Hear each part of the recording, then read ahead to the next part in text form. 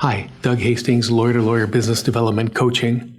This is our first session in the core 5 modules, Introduction to Business Development. If you're on this session, maybe it's your very first time being exposed to business development coaching, business development at all for lawyers and for you as being a lawyer. So let me explain just a sec where we're going here and where you're at in this journey. You should have received already an extensive outline for this session and a worksheet that you can maybe made some notes on before we got started now, but you'll definitely be completing when we're done. After this session is over, you'll be receiving the integrated takeaways. I think there are 14 pages for this session. Everything we talked about, lots of action items for you to then be able to take what you're learning, which is probably new to you, and develop ways to really work it into your daily schedule. So we're going to go through all of that, but I wanted to give you a little introduction, a little welcome, as this is probably your first session. Here's what we're covering today. We're going to move kind of quickly. There's a lot in each one of these modules. If you want to pause at any point, go ahead and do that. You're watching a recording, so you can do this on your own time according to your own schedule. So why? I'm not going to read through all of these, but why do you want to do business development? What's your motivation? Gosh, learning that it's a learned set of skills. This is something that when we get to this section, it's not that you have it or you don't. It's something you definitely can develop over time, and bravo, because you've started already. You're a skills pro, it's attitudinal, self-perpetuating, and all of these things are where we're going right now. I think something to note early on is taking and using small steps, small actions, and this kind of permeates all of the core 5 modules that we're doing, right? A small little win, like just doing this session. You know, today you've already achieved something. Hopefully it creates a little more confidence. Then you say, let me do a little bit more. Let me do that worksheet. Let me go through the takeaways. Let me procrastinate less because I'm actually getting interested in this. And so this circle of your interest and your involvement is going to happen. And I'll tell you, when it starts manifesting itself in new clients and new revenues, this kind of accelerates because you realize that this really works for you. What is your why, right? What is really motivating you to do this? More clients, more referrals, make more money, be more efficient, grow your practice or your firm or your business. And I would say grow your business development skills. All of these are totally legitimate. What works for you is something that'll help to motivate you. You'll see in the worksheet that there's a section here for you to fill this out. And I'm going to ask you to be a bit more specific, like make more money. These are all kind of broad. Make more money to pay for our vacation this year to Tahiti.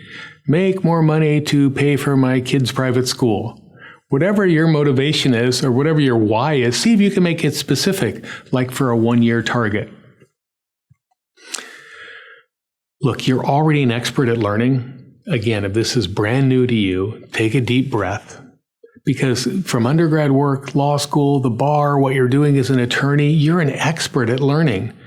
Your legal skills that you didn't know at one point, way back to the law school days, or as you're beginning to practice and you have to work on a 12b6 motion or defend a medical expert deposition or clawback provisions in a contract, whatever they happen to be, you learn those at some point. Same with life skills like you see there. Driving a car, playing guitar, snowboarding, playing a piano. All of these are skills that you learn incrementally. So same thing here. Don't beat yourself up like I don't know it all right now. The correct attitude for learning, like you saw at the beginning of the outline, is to take small steps as you go through these modules. Business development is a series of small, consistent actions. This is a recurring theme that you're going to see here. Again, it doesn't happen all at once. It happens slowly over time, little bits at a time. And each one of those is like a small achievement. You might stop and go get yourself a Starbucks or whatever rewards you for taking even the small steps as you go through this. There is resistance sometimes when I work with lawyers about doing business development. And I think it's natural because you're an expert in a real niche area, in a real technical area of society. I know law really well and my clients don't. And when I'm doing this, when I've got the lawyer hat on and I'm working with my clients, I'm the expert. Everyone looks to me. When I'm doing business development, I might not know how to do it that well. And the sessions that we're going to have in these core 5, how to reach out to my clients, how to build my referral network, what does a business plan look like? All of these things might be kind of foreign to you at this point. And so you naturally say, you know what, I'm not going to do that. I'm just going to keep being a really great lawyer where I'm the number one person in the room. It's natural resistance. The fact that you're here, though, I think you've gotten over that hump to some extent. So that's great.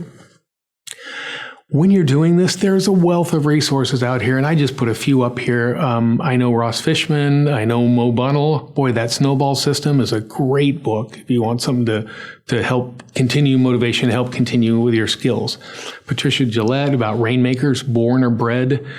Boy, she talks about or touches on what I was just talking about, that this is a learned set of skills. Rainmakers are made. You're not born as a rainmaker.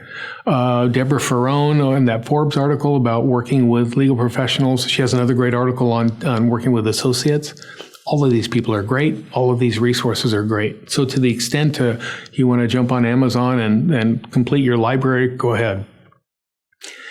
It starts with attitude, like I mentioned a moment ago. And I think what really helps motivate, back to the why, what helps motivate lawyers, the number one reason I hear is I want to make more money. I'm working really hard. I've spent a lot of money on myself through school, and there's nothing wrong with that. Law is one of those few professions where you actually can control your own financial destiny. And understanding that we're in a repeat referral relationship business early on is really helpful for you. It's not just a series of one-offs. And, no matter where you are in your career arc, if you're a brand new associate doing this, or you're, fifth or sixth year, you're a young partner, you've been doing this for a while, you'll start to realize, and maybe a mentor tells you, a lot of my business comes from people that I already know, clients and referral sources. So we have a whole session on building and curating your referral networks.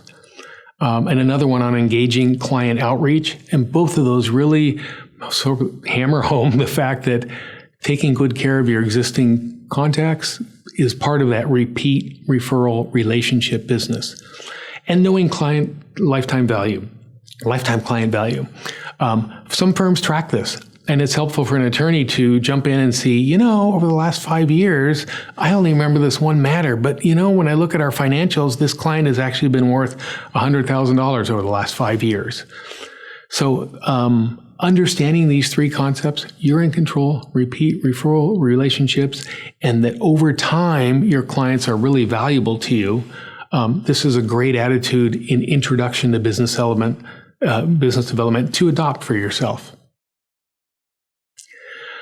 85% of new matters, so here's a little statistics to go with each one of those. 85% of new matters for firms that track this come from either existing clients or existing relationships. That's really powerful.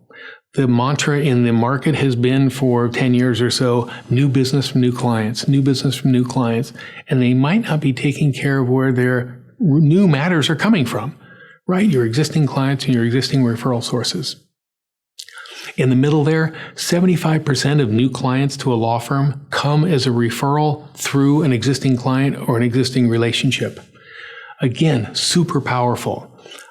Depending on where you are in your career, knowing this and building that tight group of referrals and staying in good contact with your clients is where 75% of your new clients are going to come from. And there's that lifetime client value I mentioned. I think I said 100,000, but in this example, it's 125,000. Roadblocks. Let's move beyond roadblocks.